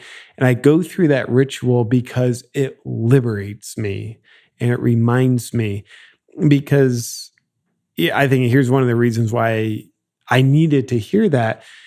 My style of doing comedy, I sometimes call it like I'm a conscious comedian. It's different than any comedian I've ever seen. And I don't say that to be self-righteous, like, dude, I'm like such a pioneer. It's like, no, it's just it's different. And so I'd catch myself comparing myself to other comedians. Like I'd listen to all these guys on Joe Rogan's podcast. Yeah. He's a world-class comedian, all these comedian friends who have a very different route into the comedy world and a very different expression of comedy. So I'd compare myself to that, be like, well, I'm not like that. And like, ugh, that was keeping me down. But once I fucking took the chains of comparison off, and stop comparing myself to other comedians, how they did it, how they came up, how they expressed themselves, what they do comedy on. It just became so liberating where I could be more in my sovereignty and say yes to what wants to live through me rather than being mildly constipated and constricting wants to come through me thinking, well, I should be expressing myself like other people. It's like, no, my poop should be my poop. Yes. Let's let it out. Yeah. So, man, it was so impactful. And then, the most recent time he was in town, it was towards the end of the workshop. I think you had left at that point. My son had a basketball game, so it wasn't out of anything. Cal's afraid of doing the self-work, so he left. Don't use excuse. No, but I asked him, because I had a download at Tony Robbins' State with Destiny, I am to go back to offering transformational events, still do comedy events. Yet in addition, I am to do transformational events. Yes, I'll be funny, yet it'll be sincere, like show up for a day of transformation. And yet I was so clear on that. And insecurities, because like it's a new thing. Like before I was doing comedy, I was doing transformational events, life coaching, yet this is going to be a new thing. It's a way bigger scale. I'm a different person than I was way back then. So I asked Paul, do a reading. Here's what I'm looking to do. I'm going to be doing transformational events. My heart's guiding me to that. Is there anything I need to hear to help me do that with grace? And he's, goes into reading my higher self. And he said, let yourself be the biggest idiot in the room. So much liberation again, because I was going through this rigidity. Like, I need to, if I'm doing trips, I need to be more serious. It's like, no, that caps what you have to offer. Yeah. Don't be rigid. Let yourself be the biggest idiot in the room. And those exact words, they cut in and hit my bullseye. Let yourself be the biggest idiot in the room, which in other words, gives me full permission to be me, not be serious. Not, now you need to be like Tony Robbins, not need to be like Eckhart Tolle. Like, no, let yourself be the biggest idiot in the room. And those words just hit my bullseye so well. I can't explain it, but so much liberation I feel inside. So, as I rattle on about my Paul Selig benefits that I've got from his work, I have to say, like, I'm a fan of him as a person. He's such a dear human. And I'm such a fan of the potency of the work that human offers. Yeah, and again, part of the reason I bring him up is I want just like a little appetizer version for my listeners, so that when he comes on, there's a little bit of context for it, and it's not just me talking about some crazy stuff. Yeah. Just both of us talking about crazy stuff. But and I'll share, and I won't go into all of it, but I'll share kind of my experience with him that was really profound. Like, as I was going through this kind of an awakening, it probably started 2.5 years ago, and just really seeing the world differently, and just like questioning everything and not understanding what I was doing, just really going without knowing, and not being able to explain it, which, as you can imagine, can really alienate those who love you, whether it's your wife or your friends, because you can't explain what's going on, but I'm just going. And some of it was, plant medicines and different things that were very foreign to these, to my friends and to Peyton. And I didn't have the language around what was going on, but I just knew I had to do the work. And he said to me, without knowing any of this, he said, it's like you're carrying this box. It's a box with all your things, all the things all your stuff. And the box gets upset. And there's nothing left in the box. And that was basically all, it's like almost like all the conditioning. It's all the ideas of who I was supposed to be, how I was supposed to show up. And he said, what happens is you're going to have a few things left in the box. And then he changed the metaphor, as he often does. He's like, it's more, he goes, you're panning for gold, and you have all this stuff and you're shaking it out, and there's going to be a few nuggets. That's it. It's not like you're going to be reading all this stuff and you're going to be trying to remember it, but you're not going to, because it's all seems different. But eventually you're going to see it's all the same. It's going to be a few of these nuggets. And boy, if that wasn't true, like everything now, I see everything coming down to a few simple kind of ideas about, about allowing things to be as they are and just witnessing them versus trying to put my judgment on it. It's not that I don't do that still, but I know that when I'm connected to my heart and I can just see things as they are. But the other thing he said was, he goes, it's like when you've been swimming for a long time, and the metaphor for me wasn't great because I can't really swim, but it's like, okay, I get like people who swim. Yep. You're in the water for a long time and you wash up on the shore and you're exhausted. You just have this big sigh of relief because you've been in the water for so long, and you're finally washed up on the shore and you're exhausted. And this was a period when I was disconnected from kind of my old tribe, and I was being supported by my Austin brothers, and just unsure about how everything was going to be playing out. He said, you're going to wash up on the shore, and you're going to look around, and you're going to be surrounded by your people. Because I think it's kind of weird. I just get this thing where you're just going to be like, hey, let's go build something. And you're like literally going to go like build a house. And what came to me 3 weeks ago is that very thing, that there's something, and I'm going to tease to it right now, but we're going to build something here in Austin that is very much, will have a structure to it, but it will be a community-based space, and I'm going to build it with my people, and it's going to be kind of like an anti-Soho, house and stuff like that.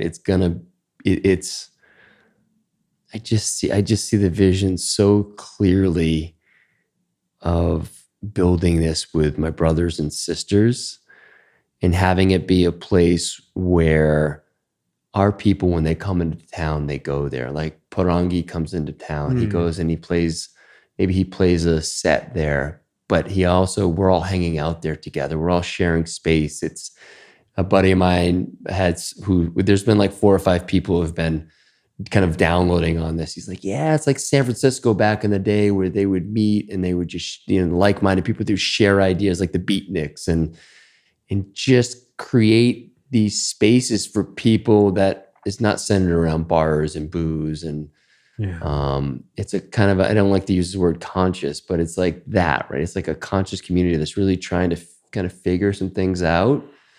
And it becomes a hub for that. And so when people come into Austin, it becomes a place where we can all go and share space, and we can hear a musical performance or a comedian or any other, I see there being live podcasts where you and I would sit there and then we take questions from the crowd, and it could just be this beautiful, again, gathering place for the community. Yeah, beautiful. And so anyway, this was like, we started to flesh this out, and I was like, motherfucker, Paul told me about this. And again, you don't have to believe it, not believe it. But for me, it was like, this is already preordained. And so it's happening. And there can be great relief when, just a super simple term, when we get out of our own way, like when we're not pooping, it's like nature wants to poop. Like that's the natural way expressed through us. But when we're not pooping, we oftentimes need to ask ourselves, well, what are we doing to make ourselves constipated? We stress, like, what are we doing? And, and I like our expectations psychologically, I think, constipate us. Our expectations of how things are supposed to be oftentimes constipate how they're meant to be. And a reading with Paul Selig, or getting really centered and present within ourselves in any of the ways possible, to me, it helps relieve the constriction of constipation, the expectations, the shoulds, the how it should be, and the relief of, how it's meant to be. And I don't know exactly how it's meant to be until it's expressing through me in the moment. That to me is such a beautiful experience, and is something, amongst other ways, a powerful way we get Paul Selig's work. Yeah, and I think it speaks to what we were saying earlier with this, this illusion of certainty that we have. And so then we have this idea of how things are supposed to play out. And it's not that you don't plan, you plan, you do that, all that stuff. But, again, to bring up Joe Dispenza, but you surrender, you give up the how it's going to happen and when it's going to happen. And you just trust into, I gifted you this book, The Lion Tracker's Guide to Life by Boyd Vardy. It's all about staying on your path, like finding the next first track for you. And when you do that, when you stay true to what feels aligned for you, and you can't not take that step because it's so aligned, then all of a sudden you're not looking at a goal in the distance, and you're trying to get there. And I think a lot of times we make the mistake of saying, I want to make $1 million, so I'm going to go towards it like in this way, versus what makes me feel most alive? How can I stay anchored in that, stay present in that, stay connected to the heart in that, and just wait for the next track to show up to inform me. And then as men, I think the challenge is to stay in that patience. Yeah. And just to let time pass for that next track to show. And I mean, again, I'm mixing bringing all my teachers together. But I think it really, for me, it's really worked. Yeah. And the patience, I think, is probably the greatest of all. Is just surrendering to like having to have it happen now and having that extra pressure, because it would lead me down different paths that weren't aligned, because I had this notion that I had to be doing something. I have to be creating. Look at back to the comparison. Look what he's doing. Look what she's doing. I need to be doing this. I'm not doing anything. I'm not a man. All that language around that. Yeah. And I'm looking forward to diving into the Lion Trekker's Guide to Life and bringing in another teacher. Just what you've said about this, it reminds me so much of the teacher named Forrest Gump. We look at his life in hindsight. He achieved all these amazing things. The guy became a multimillionaire businessman. He became a war hero. He became a ping pong world champion. Became an all-American football player. He became a father with that whore Jenny. He could have done better. Anyway. She was a nectar. Oh my God. I'm just saying what everybody's thinking. So we look at his life in hindsight, all these amazing things. Forrest didn't plan any of it. He's where he was at in any given time. He would take one step forward at a time, no more. He didn't try to take, what's 10 steps from now? He didn't try to take 10 steps. And as you alluded to, nobody can take 10 steps. The mind tries to go there, but the feet can only go to the next step. So, someone says, do you want to join the Army? Okay. That was the next step. Do you want to play football? Okay. That was the next step. And then as step after that in football, step after that in football. And, Bubba had the idea to start the Bubba Gump Shrimp Company. Okay. Did that. And then he prematurely ejaculated when Jenny took her shirt off. Yeah, it happens. Boobs. But so much wisdom. And I love Forrest Gump as a teacher because he was someone who was too dumb to be in his head. At a literal level, they talk about his IQ. He was so dumb. He had no choice but to live in his heart. Yes. A lot of us are so smart that we're dumb. We outsmart ourselves. We live in this intellectual place instead of this place of wisdom called our heart. And I think Forrest Gump modeled the heartfelt way of living where he would be where he was at, and he would go one track ahead. It sounds like the Lions. That's perfect. Yes, that I love the paradox of us being so fucking smart that we're dumb. It's perfect. And he has the brain, the mind shut off, and so he just leads with the heart. And don't confuse this with just saying yes to everything. Oh, yeah, that's pretty dumb too. Yeah, that's super dumb. What's your heart say? It's go back to, this has been a running thread through this podcast. It's like, how does it feel? Does it open you up? Then take the step. Does it make you cringe because it's not aligned? Then don't do it. Does it make you cringe because it makes you scared? Well, then that's more information. So... But I also think what's interesting in the staying on the next track is almost the corollary to that is don't rest on the laurels of what you've already achieved. And I think Jesse Itzler, are you familiar with his work at all? Yeah. So Jesse's accomplished, by all means, a ton in different areas. I'm not just saying by building these businesses like Marquee Jets and is Zyko coconut water. I forget which one it is, but one of them. His whole thing is the fucking bus is moving. They don't care what I did yesterday. And it's like, God damn it. That resonates. I had a successful trading career that allowed me some financial freedom and flexibility.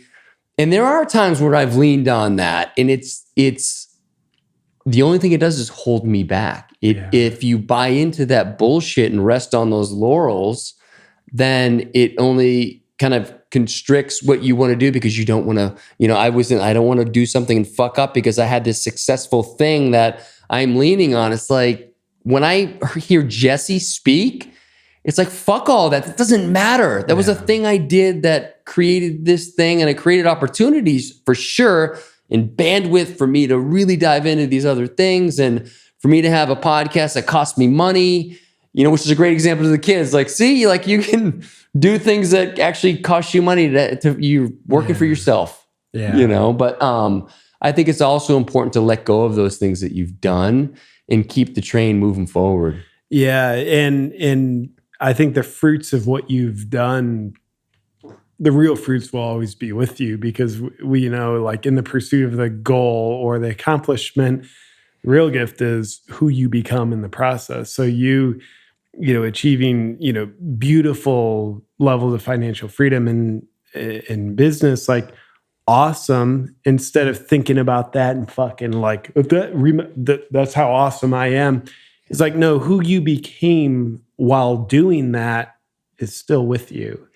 But to rest on the laurels, for me, that's like letting this more amazing, potent version of you just sit on the couch. He's like, no, I've never been better trained to go accomplish more, not in the productivity sense, but in the purposeful sense.